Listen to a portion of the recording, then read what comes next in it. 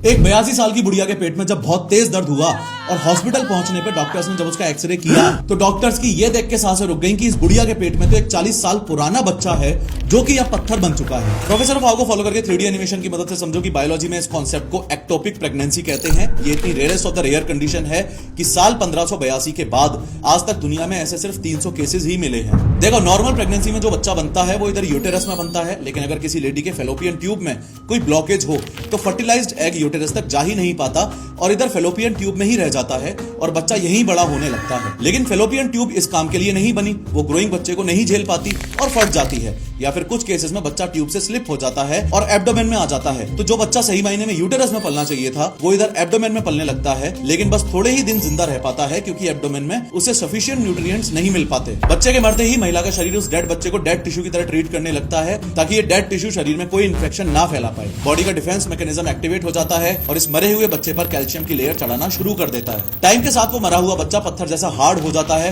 इसलिए उसे stone baby कहते हैं। सोचो, यही बच्चा जो यूटेरस में सही से प्लेस हो जाता तो उस महिला की दुनिया बन सकता था, वो अब उस महिला के शरीर में एक स्टोन बेबी बन के पड़ा रहता है। इंपॉर्टेंट बात यह है कि काफी औरतों को तो ये सालों तक पता भी नहीं चल पाता है कि उनके अंदर एक स्टोन बेबी है, जैसे इस 82 साल की बुढ़िया को 40 साल बाद पता चला।